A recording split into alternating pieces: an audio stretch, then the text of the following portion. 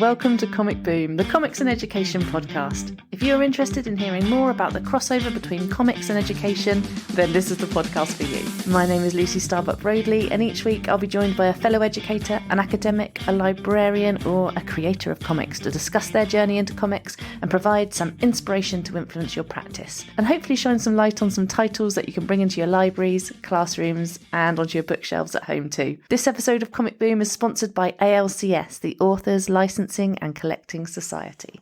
And today's guest is Swapna Haddow, also known as Swapna Reddy when she writes for Oxford University Press.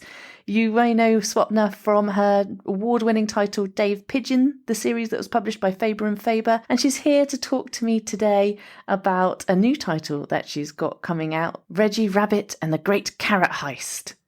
It's a brilliant book, another one of those, a bit like we discussed last week, a combination of prose and comics panels, this time for much younger readers, so something that's much more at the accessible end for children just moving on to making independent choices from their reading and being able to access a wide range, maybe just dipping their toes into comics reading for the first time, maybe dipping their toes into chapter books for the first time. You can come at this from all angles, but it's a really lovely story, nice kind of noir vibes about it. So lots to talk about. Really loved hearing about Swapna's history with comics, lots of takeouts from this episode. Swapna was very open about her writing practices, how the book ideas came about, and it's just a really interesting insight, I think, into a different side of publishing and a great book to talk about as well. Here's what Swapna had to say.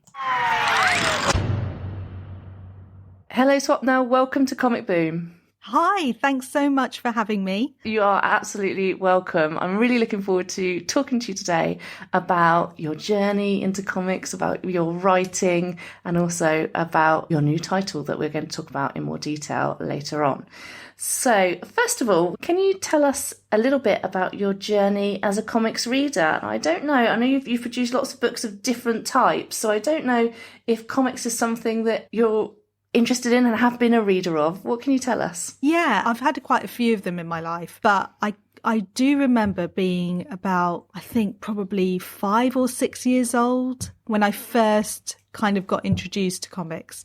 So we would go on holiday every year to India so that my parents could go back home and see family. Unfortunately, when they had us in the UK, they decided to fully integrate us into the British lifestyle. We weren't really taught our mother tongue. So we went home to India and would not be able to communicate with anyone. And then we were properly tourists over there. We just got completely attacked by mosquitoes and just, yeah, it was really not great for us. And so whilst we couldn't communicate with anyone and we couldn't really, have a good time covered in mosquito bites and other things, we were introduced to a series called Amar Chitra Katha, which is a comics series in India, which kind of covers everything from Indian history to Indian mythology and Hindu stories and things like that. Wow. And that is basically where my love of comics grew. So we would go over there and we would just buy like bagfuls of these things because you could get them for 10 pence or something. And I think at one of the shops they gave us free bubble gum with it as well, which was amazing. So Amar Chitra Katha comics, and also I definitely had a bit of an obsession with the Archie and Jughead comics. I don't know if they had them in the UK, but they definitely had them in India, and they were in English, so we could read them and we could understand them. We had a guest on before, right early in our first season, who was Indian, and she didn't mention the first comic you talked about, but she definitely spoke about Archie comics being part of her journey into reading comics. So that one is familiar to me, although I've never read them and I haven't seen them. Yeah, they were huge. That's so interesting. They were huge over there. It's so, I don't know why, but they were brilliant and I really loved them and they were really funny as well. And so we would basically take home these big duffel bags of comics and then read over them and for the whole year until the next trip to India to restock. So yeah, it's always been a huge part of my reading journey.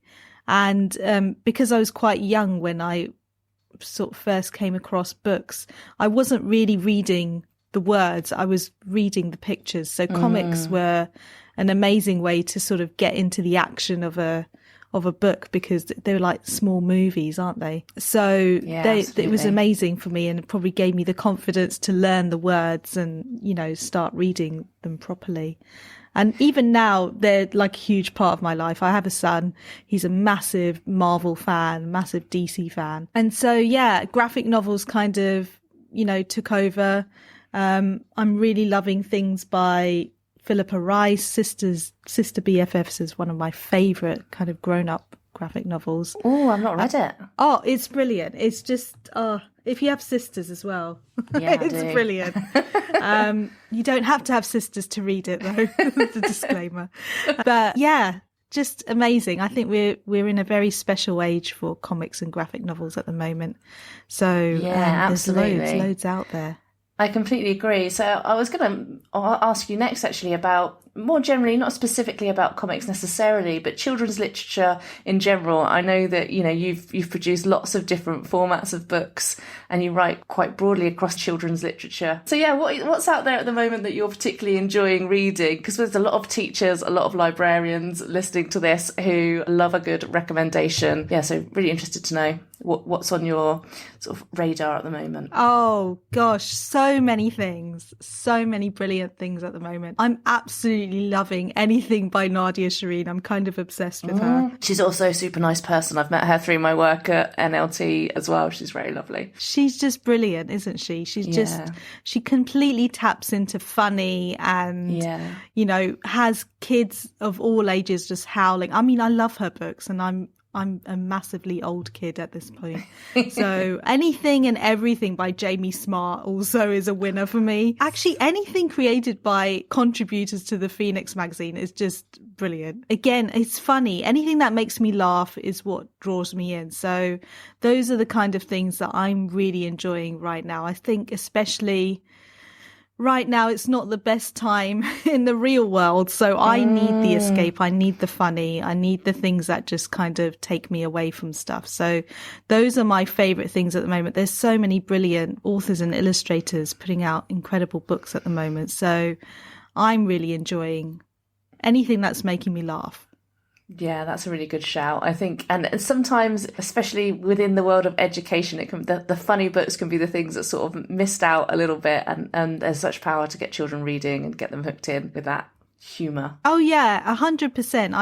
I do think there's a point at which, you know, kids go from picture books and enjoying the brilliance of picture books to, you know, kind of reading scheme books, and then we have this point where we may lose them or we can keep them, and that I think funny books is so brilliant for that. And if you can get them hooked on something or get them laughing, you just those kind of moments where, especially shared laughter, like in a classroom or, you know, a carer and a child, it's just magic. I remember those books. I remember the books that, you know, I've read with my child, but also that I read as a child that we read to as children from our teacher. And it was, you don't forget those moments or those books.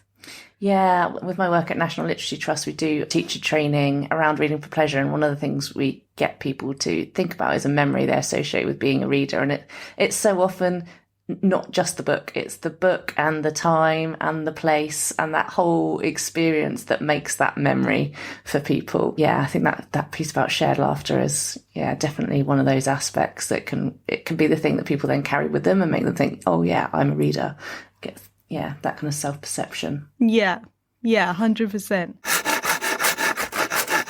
I know that you've had not a direct route to becoming a writer, so can you tell us a little bit about your journey towards your current career? Yeah, so I guess, where did it start really? Writing has just always been a part of my life. Books have always been a part of my life.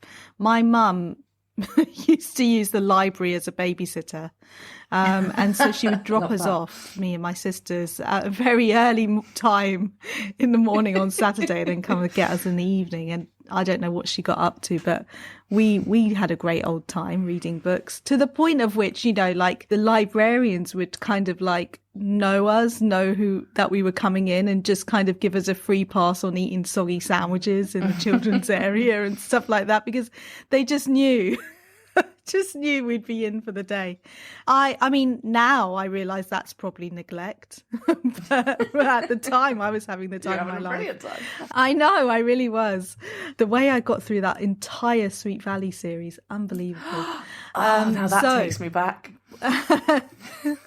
I know, Sweet right? Valley High. We were there for so long. I actually went from Sweet Valley Infants all the way to Sweet Valley Saga. Like, I managed to get the kids, Jessica and Elizabeth. I managed to read their lives all the way Sweet from Valley, their youth completed to college. Yeah, completed it. Yeah, I guess that's where it started. It started with books. Reading was my first step to becoming a writer.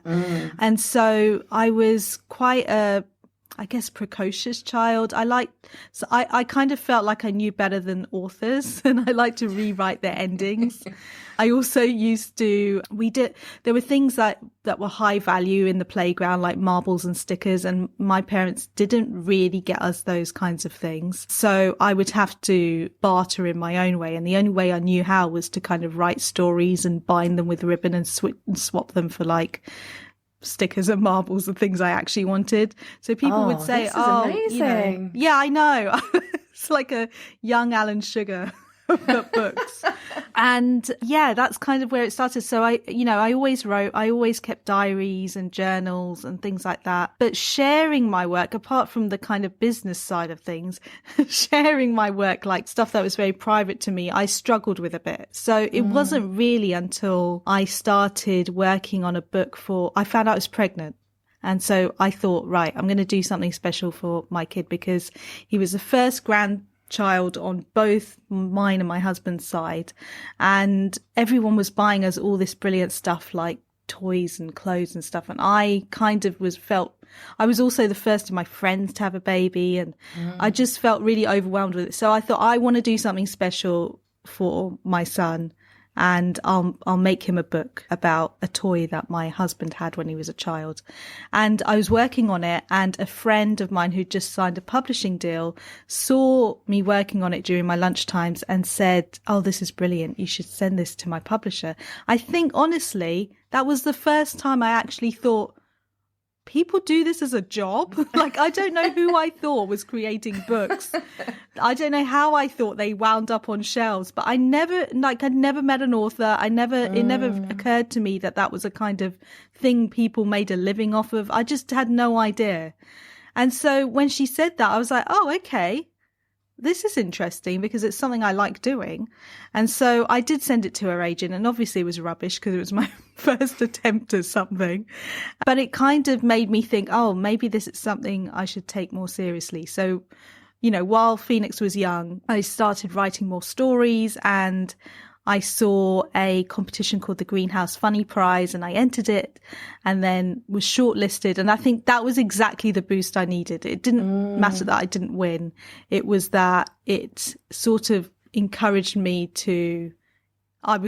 told me that I was on the right path. Yeah, I was doing something right. Yeah, it was the validation I needed, because otherwise you're just sort of sitting there in the blind trying to figure it out. And so then a couple of years later I entered again and won, and Faber and Faber were on the not on the publishing panel, they were on the judging panel, and they wanted to buy Dave. That was the book I entered with, and that was my first book, my first series. Amazing. And it sort of went from there. And so at the moment, what I do right now is I write obviously my own things and my own books, but I also have publishers come to me with their ideas and say, could you write this for us? So sometimes they have kind of a fully developed outline of something, or sometimes they have an idea of a kind of book that they might want to work with. And so I'm kind of doing half and half of that, because honestly, the truth is, if you want to write for a living, you've got to diversify. It's hard to just make your own stuff and make any sort of money.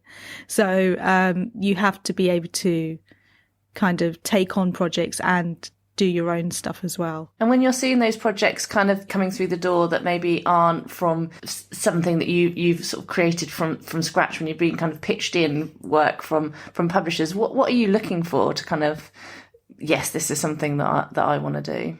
Mainly it's the idea that gets me, the concept. I don't think I've ever worked with a publisher that's really set on this has to be like this, just write this.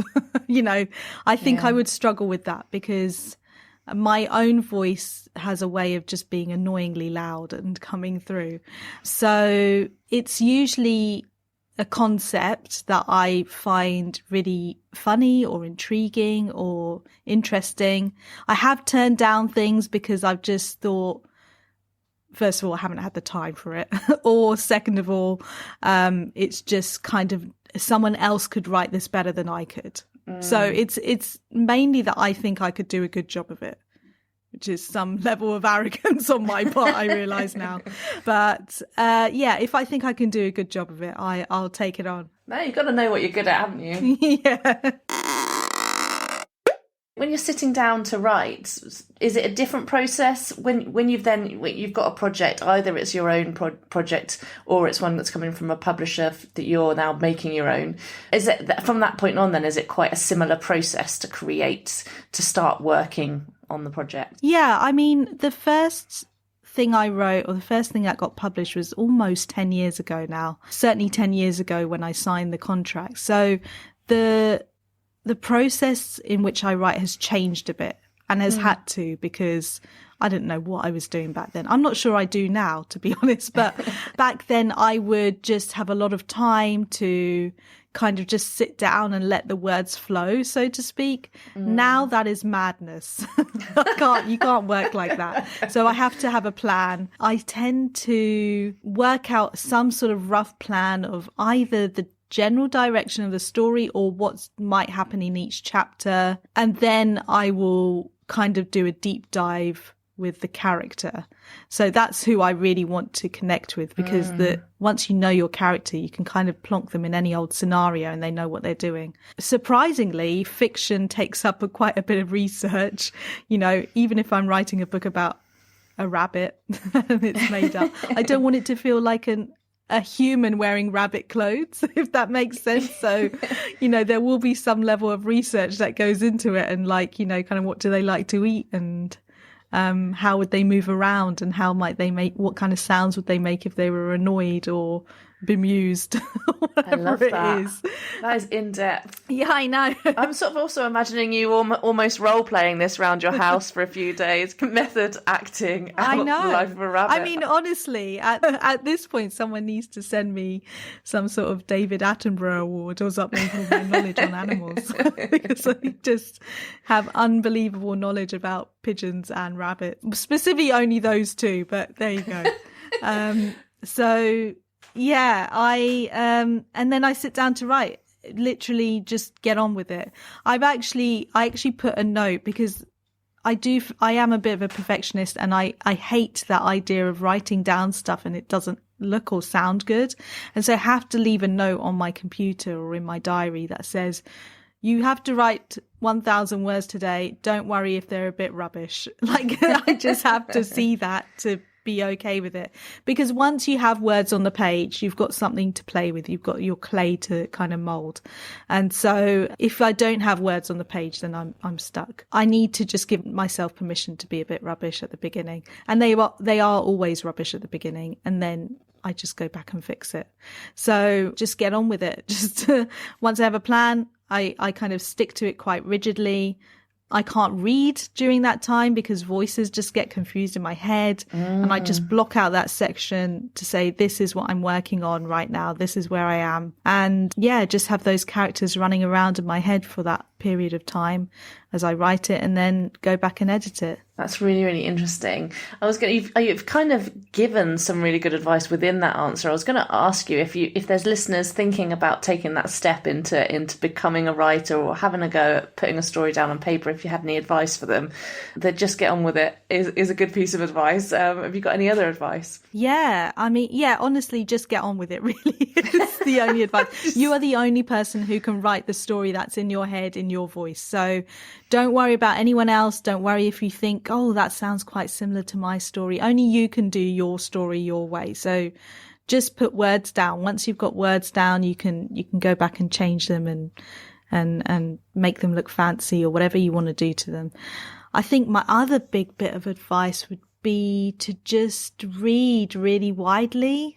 Even if it's, I tell this to kids as well all the time, even if it's only to find the books you don't like, just have it. You've got to read as a writer in a way. You've got to understand when you're reading something, why you're not clicking with it. And then that will help you find your own voice. And then obviously the things that you do click with, just kind of like, why do I like this? What makes this funny to me? Why does this make me want to cry? You know, just connect with those parts of the reading process. Like, you're not reading just for pleasure. You're reading now as a writer. So figuring those things out, knowing what else is out there in the age group you're writing for, or even if you don't know the age group, by reading widely, you can figure out where your book sits, because when you send it off to agents and publishers, they'll want you to have told them that kind of stuff. They're not going to do the research for you. They want you to say, this is my book. It sits in this age group. It's a bit like, you know, The Inflatables meets Ocean's 8 or whatever it is. They want to know kind of a rough idea, and you have to do that bit for them. So the more you read in the children's book area, then the more you're going to have a better grasp of what's out there. And you can do it for free. You don't need to loiter in bookshops. You can go to a library for a whole day libraries. And read books all day. Bring your children along as well, and just ignore them whilst you're going to do your reading. Oh yeah, totally. That's the where it's at. You've alluded to your latest title. We'll talk about rabbits. So you have got a book coming out with OUP called Reggie Rabbit, The Great Carrot Heist. Can you tell people a little bit about it? Can you introduce the story? That would be great.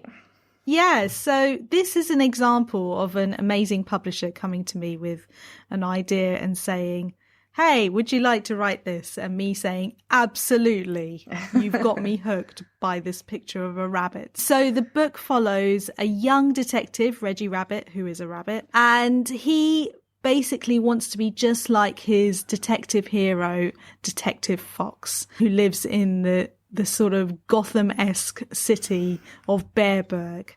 And Reggie Rabbit has a bit of a slow start in his detective career. He makes a few mistakes and has very small projects to work on that he's a bit disappointed with, because where he lives in Little Critter, it's pretty, you know, mundane and a bit boring over there. And he's off to school, and a new kid joins school. It's a little parakeet called Pipsqueak, and they make friends, and he's given a lead for a case where a whole bunch of carrots are missing. Now, the impact of this is pretty bad because his parents actually own a vegetable store. So he starts to hear, you know, grumblings in little... It's serious business, yeah. It's taking down a whole carrot economy here. And Reggie feels like he's the best detective for the job, and he gets on the case. So I'm not going to ruin the story. No spoilers for those who are listening, but it is, no huge spoilers, but it is a sort of action-packed kind of Gothic-esque illustrations from Becca Moore, because she's just brilliant. And it's a mix of kind of comic strips and, you know, prose. And it's a really fun story, especially for like kids who are emerging readers or just starting to read chapter books on their own. It's a brilliant book for that, or a brilliant like class read as well. Yeah, I thought it was really interesting the way that it's got the illustrated chapters, and then you've got the comics panels sections, and the way that they work together. Did having those two elements change the way you worked when you were creating the story? Did it influence your storytelling, having those two different sort of formats interwoven? Yeah. Did it influence the storytelling? That's a good question. Well, it's interesting because the way I think is, I guess, quite visual. So when I'm writing a story, I kind of see it like a mini movie in my head, and I end up just kind of writing what I'm seeing. And so my first drafts of pretty much every book I've ever written is very dialogue heavy. It's almost like reading a play, and then I have to go back in and add in the other bits and bobs. And so I guess there were some parts that just lent to just staying that way. And those are the bits that eventually become comic strips. I mean, Oxford University Press and Catherine, who's my amazing editor there, she had said that they had wanted to do something that wasn't a full graphic novel, but had elements of comic strips in there. And so, yeah, I knew going in that we would have sections like that. But a lot of my books, especially like Bad Panda, have also kind of turned out like that, in that some sections just lean better towards looking like they should be in comic strip, or more dialogue heavy anyway. And so I think just naturally, I don't know, maybe it's just me being lazy and I can't be bothered to go back in and add the sort of description bits. And so I'm like, yeah, this will be comics. Don't worry. I'll put the heavy lifting on the illustrator. I suppose it didn't really change the way the storytelling was going to happen, but it certainly added to it, because this is quite there are some, good kind of fun actiony scenes, and this is a detective novel, and you're running through the streets of Bearburg and trying to discover things. So I think there was definitely sections of this, and it is a bit of a nod to those kind of Dick Tracy comics. Yeah, that kind of noir atmosphere is really built up in those comic book sections, isn't it? Yeah, I loved it. If you're thinking about the children, your readers, are you hoping this is going to be something that's going to pull in maybe children who read more in graphic novel space? What was the idea behind it from OUP of having this blended approach? Oh, wow. I never asked them. Shall we email afterwards and go? I'm not sure, but I'll tell you. Yeah, maybe I should do. That's a really good question. I'm not sure, but I can tell you what my thinking was behind Bad Panda, which is also quite a similar format. Yeah. It was that, the work intensity for a full graphic novel was just a lot at the time, and Sheena wasn't able to commit to that. But we didn't want to not create a book for those readers, because we had spent a lot of time in the young fiction area with Dave Pigeon, and also I'd previously written Ballet Bunnies with OUP as well. And so, I could see that kids really love graphic novels, and there was nothing really sitting in that space. Like I said, they'd go from picture books to kind of readers, and then suddenly there was these very intense, like middle grade books. Yeah, it's quite a step, isn't it? Which were black and white and a lot of text. It's quite a step, yeah. But they still wanted to hold books and have this satisfaction of reaching the end of a book that felt like a middle grade book. So that's kind of where my thinking behind Bad Panda. It had text in it and these kind of illustrated chapters, but it also had these comic strip chapters as well. And so it felt less intense for the reader, and you got to the end and you had the satisfaction of saying, I've read this chunky book, and I feel really proud. And it gave you that kind of kick of confidence to go and look for something else that kind of size and shape. And maybe it was something which was full black and white prose, or maybe it was something that was a hybrid. It doesn't really matter. It was just that I really wanted to give that confidence to kids who maybe struggled with the idea of reading a full kind of like tiny writing, black and white, middle grade novel. And so this is the perfect way to do that. It also actually works the other way. Those kids who love like kind of the intensive middle grade, kind of writing, or those young chapter books, and had never met comics or never thought to pick up a graphic novel, it kind of worked that way too, because it was kind of their introduction to it. So something familiar to them, but also something that, kind of had something new that made them think, oh, okay, I really quite enjoyed that. Maybe I'll go and pick up, something like The Inflatables, or something like Agent Moose, or something, which is a full graphic novel. Examples. And creators of both of those books series have been on the podcast before. So brilliant. So people can check those episodes out. How massive are these shoes that I'm trying to step into? This is really intimidating now. Basically I think it's a good intro to both sides of the reading spectrum there. Yeah, I was talking to, I don't know if you've seen, they're more for sort of key stage 3 and above, but Julian Sedgwick and Chie Kutsawada's Tsunami Girl and 100 Tales from the Tokyo Ghost Cafe, that we were sort of having the same conversation, that there is this possibility of from whichever direction, and there's not a hierarchy there, it's not moving people on, but it's that opening up other reading worlds for people from whatever direction. Yes, that's exactly it. It's not a hierarchy at all, but it's just like introducing readers who might not have seen something like that to maybe go and try something new. But yeah, that's my hope anyway. I would love if that happened.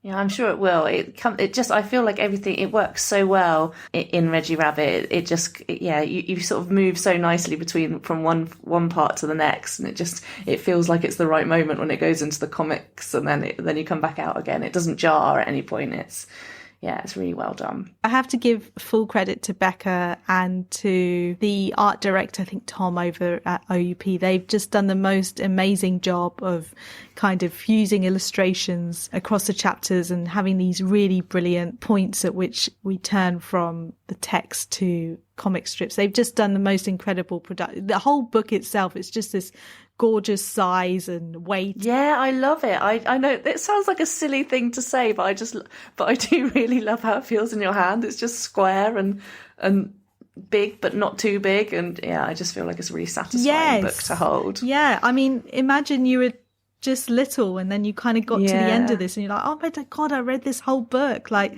I think it's just the perfect size for young readers. Yeah, I agree. I was going to ask you about how you work with Becca on the creation of the book. Was it very much that you kind of was the writing stage completely finished and all sort of signed and sealed, and then it went to illustration, or was there a bit more to and fro? Yeah, it was more so that I did my bit and then Becca did her bit.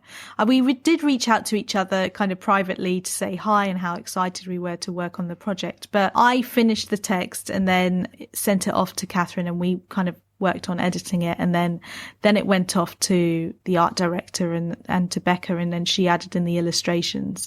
And then once her kind of roughs came in, we tweaked things to kind of match a bit more with the illustrations, or just to tidy up sort of speech bubbles and things like that. So at that point we were all on this PDF tweaking things. And then she brought in her final artwork. I mean, her roughs were stunning, to be honest. I was just like, I can't believe these are her roughs.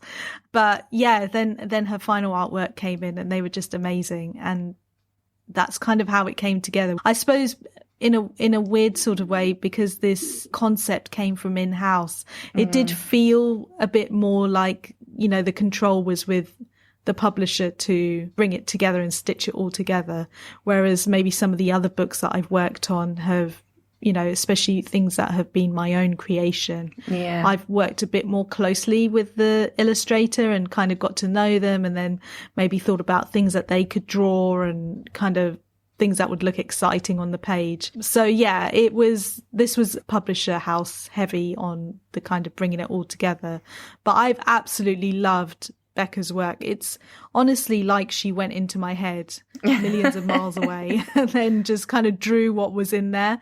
I couldn't have asked for a better illustrator on this project, because she genuinely just got it straight away. She knew exactly how this book was going to look and how we wanted the atmosphere and the characters, and she just did an amazing job with the book. Yeah, it really comes together so well. I particularly loved Granny Lavender, the character. I just really loved that relationship, kind of intergenerational, and that she's got a little bit of there's something about her. Maybe she's got her own secrets that we don't know about. She's very knowing. And I was interested, were there influences, real or fictional, of how you came about the Granny Lavender character? Because I just enjoyed her a lot.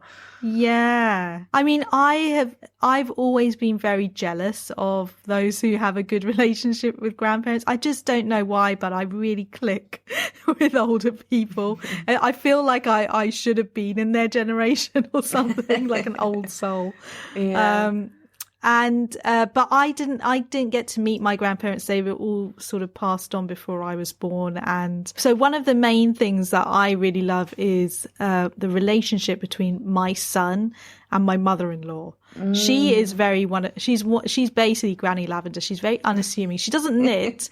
I think she'd be horrified if she was a granny that knitted. You don't know, just to look at her, how much she accomplished. Like, she was one of the first people in her university as a female to get a PhD. She set trends. She was just the most incredible, formidable force. And even now she still continues to be. And so I really like that kind of cheeky relationship that my son Phoenix has with her. And I think that was a huge influence in this book. And I love that you think she kind of knows a bit more than she's letting on, because she absolutely does. And I'm really grateful that there will be more Reggies and you'll get to uncover a bit more about Granny. That was going to be one of my next questions, because it does feel like, well, Reggie and Pipsqueak are such a good duo as well. And it does feel like there's more to come. So is this planned as a series, 1, 2, or what can you tell us?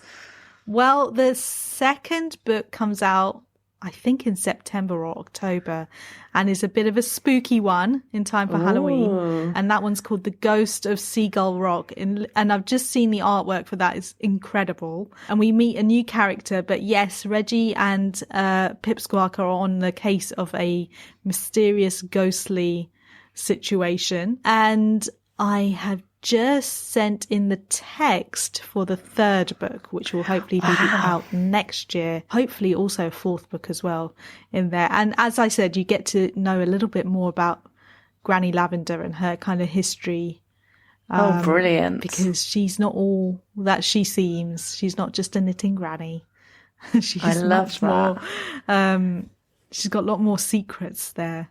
It's great for young readers as well to have the series aspect, I think, because once you've got to know some characters and you've really enjoyed spending time with them, it's just so nice to be able to have, and there's another one, and there's another one. And also, and at the moment when this is like the first just come out, it's that anticipation of waiting for the next one to come out as well. I think it adds so much. Yeah, I hope so. I feel like kids are super loyal, and if they like a character, they're going to stick by them. So I really hope I've done Reggie and Pipsqueak justice, and I hope they love them as much as I do, because I love this series. So I love writing the stories. I love going back to Bearberg and Little Critter and kind of being back in that place with Reggie. So it's just come out. So we're just sort of like hearing from readers about what they think. So this is always the nerve-wracking bit. Yeah. Hoping that I'm sure it they're clicks love with it. readers. Yeah, fingers crossed, or paws crossed. At the end of the podcast, I always ask guests to maybe pick out a few takeaways. Could be tips about getting children writing or writing themselves, could be just about comics in general. Got anything to leave us to kind of ponder on, or something we could build into our practice as educators? Honestly, I knew this question was coming, and I started to panic a bit because I feel so out of my depth trying to advise a teacher or an educator on anything, because I know I'd be absolutely rubbish as a teacher and educator. I'll tell you the things that made a difference in my life with educators, and that was seeing them reading and seeing them enjoying books. So whether it was we had like a quiet moment in the class where we were all reading, seeing our teacher reading, and that kind of role modelling really encouraged the rest of us to read, or certainly me anyway. And then, kind of reading their book reviews as well, kind of knowing that we were all in it together kind of thing. And so having those really kind of vivid, active conversations with your teacher about books you've enjoyed, things you've read over the weekend. I think it all comes down to role modelling. If a child can see you doing it, then you've probably got a better chance of convincing them to read. Yeah, absolutely. As opposed to if they don't see you read. I know it's kind of like a big ask because there's so much other stuff going on and there's so much on your plate. But I think it definitely made a difference in my life being able to have conversations and share books. And, when my child comes up to me excited and saying, oh, I just read Black Sand Beach, you should read that. It was exactly the same at school for me. I didn't have that with my parents, but at school when teachers said, okay, Swapna, I've read this book, you are going to love it. And then I said, well, it meant something what's to it you about, or why would I love it? It meant something that they had read it personally, and then they were saying, you should pick this up. This would be for you. So I would say that's probably the best thing. And the other thing is reading aloud, I guess, if you can, kind of make time in the classroom to read aloud as a class. I'm sure that I don't know all the technical benefits of it, but I know for there sure are many. Laughing together, or just, that kind of thing, those Shared memories, I can't tell you how much I still remember, those kind of just rolling around on the carpet, laughing at kind of the Jolly Postman and things like that. And the crying together as well at the other end of the scale. Yeah, 100%. I still read aloud to my child, and he's 14, and we do that as a family each night, and we mix it up with like kind of different kind of books and things that he has seen in the bookshop and said, oh, I quite like to read this one, or things that we go from picture books up to kind of adult books as well, because he's at that kind of age where he's sort of flipping between young adult and kind of actual adult books, and we still do it, and it's still worth it. So I think in the classroom, probably absolutely still worth it. Yeah, completely agree. So just to end, you've come up with lots of recommendations already. So you could pick one of the books that you've already mentioned, or you could pick something else. I know you live in New Zealand. I'm always really interested in what the kind of comic scene is, or is there anything children's literature wise that's just happening in New Zealand that we might not know about? I'm just really interested to know what's going on over there. I've never been to New Zealand. Oh, you have to. Oh my God, you have to. It's the most beautiful place. It's mountains and beaches and just incredible. But yeah, also an incredible writing scene over here. Loads of brilliant children's authors over here. Some of my favourite things that I've read, and probably more relatable to comics, are the Big Little Blue series by Raymond McGrath. That's published by Scholastic over here. And it's just gorgeous. It's like these two best friends, Big and Little Blue, they're two penguins, just kind of going about their day, just, kind of stumbling upon all those things young kids do, like sharing and, playing together and being kind to one another and all of those things in this really funny graphic novel. Honestly, I hope they turn this into an animation. It gives me Big Bluey vibes. Oh, brilliant. But that is one of my absolute favourites at the moment. So I think there's a couple of those at the moment. So the Big Little Blue series is brilliant. I haven't heard of that at all. I love it when I have something that I've never heard of. That's really exciting.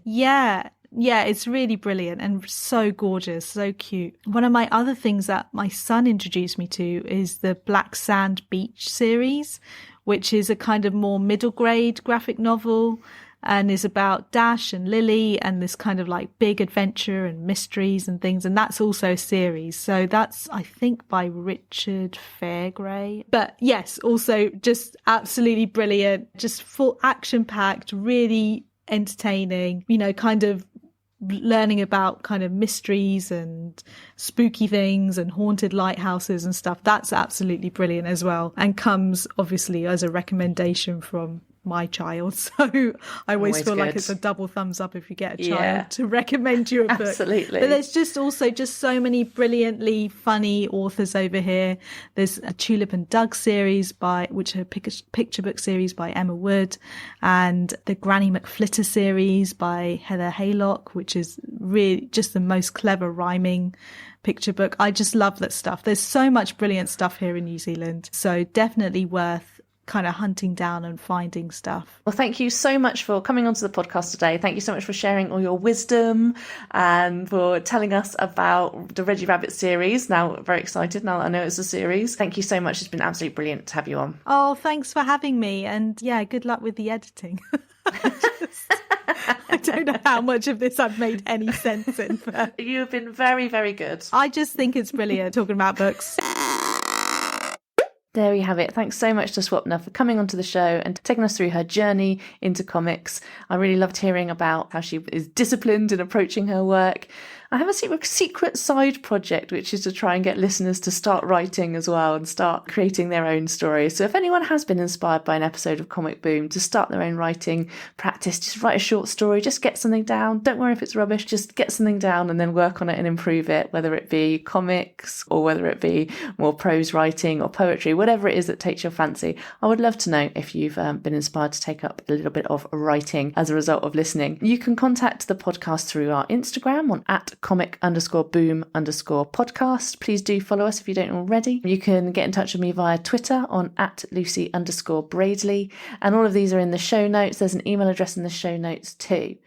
What was I going to recommend today? Now, my recommendation was going to be another one following in Swapna's footsteps, as she recommended titles that her son had shown her. My son had a bit of a kind of a special moment in the last few weeks where he said, do you notice anything different about me? And we said, no, what? And he said, I love reading now. Now, this is an absolute landmark occasion because he has not liked reading. He's found it really difficult and he's really not enjoyed it for a long time. He's 7.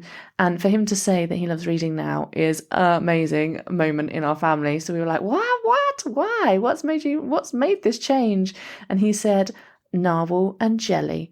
So if you don't know these beautiful books, very accessible, sweet stories of a little comic duo of friends under the sea, Narwhal and Jelly the jellyfish. Narwhal loves eating waffles. Nice little pair of contrasting characters who get up to lots of exciting little mini adventures in their stories. They're just really accessible and lovely and just the right size for a bedtime story. And he's just really enjoyed being able to access those himself. And yeah, it's just a brilliant turnaround. So thank you, Ben Clanton, who makes the Narwhal and Jelly books, for creating something that's got Jessie reading. That's brilliant. Cannot thank you enough. He really got a lot of self-belief now that he can read something on his own with just a little bit of support. So yes, thank you. Thank you so much to our sponsors, ALCS, the Authors Licensing and Collecting Society, for sponsoring this episode. I'm going to flag, as I usually do, some of their resources. I'm just going to remind people of the ones that I pulled out last week, because there's still, rightly so, a lot of chat going on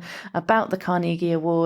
The winners were announced a few weeks ago, and there's still plenty of time to get that shortlist out and have children and young people reading those. Of course, it's not the official shadowing scheme now, that moment has passed, but you can still replicate these things in the classroom and in the library. And ALCS have got some accompanying guides. On that website, there's a guide for children and a guide for young people, all about understanding, communicating around copyright, which is a core part of their work, helping to make sure that their knowledge around that subject is spread. They have been championing authors since 1977 to make sure that they are able to collect any money that they are owed for people photocopying their work, for broadcast rights. So they collect all of those fees to make sure authors have those additional funds that they're owed, which is a brilliant thing and keeps the lights on in many writers' studies. So thank you very much to ALCS for doing that. Do check out those resources if you're looking at anything to do with copyright or the Carnegies over the next few weeks as the term wraps up. Thank you so much for listening today. It's been absolutely brilliant to have you all here. The audience is growing and that is lovely to see. So thank you so much. My name is Lucy Starbuck Bradley. I'm producer and host of Comic Boom. Thanks for listening.